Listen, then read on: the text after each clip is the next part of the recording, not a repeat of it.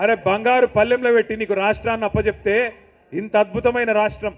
భారతదేశంలోనే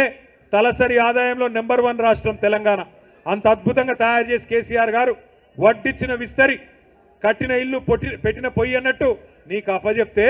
నీకు నడపచాతగాక ఇవాళ ఏం మాట్లాడుతున్నాడు ఒకటే చెప్తాడు ఏమైంది రాబాయ్ 2500 ఇస్తాను మా ఆడబిడ్డలకు ఏమైంది అని ఆడపిల్లలు అడిగితే ఏమంటాడు నీ గుడ్లు వీకి గోటీలు ఆడతా అంటాడు ఏమాయరాబాయ్ మరి రైతు బంధు ఇస్తా అంటివి 10,000 కాదు 15,000 చేస్తాను పొంకనాలు కొడుతీవి ఏమాయే అని రైతు సోదరులు అడిగితే నీ పేగులు తీసి మెడలేసుకుంటా అంటాడు ఈ భాష తప్ప పని చేసుడు సాత కాదు ఒక మంచి పని చేసే తెలివి లేదు అత్తకు 4,000 అంటివి కోడలకు 2,500 అంటివి డైలాగులు కొడుతీవి విద్యార్థులకు 5 లక్షల విద్యా భరోసా కార్డు అంటివి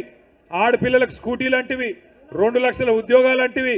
నెలకు 4,000 నిరుద్యోగ భృతి అంటివి తులం బంగారం అంటివి నీ బోందా అంటివి ఏడవా అన్ని నేను ఎప్పుడో చెప్పిన మా ఆడబిడ్డలకు నేను ఇదివరకే చెప్పిన ఈయన తులం బంగారం ఇచ్చే బాపత కాదు మీ మెడల పుస్తల తాడు కూడా ఎత్తుకపోతాడు వీడని చెప్పిన ఇవాళ గా పరిస్థితి వచ్చింది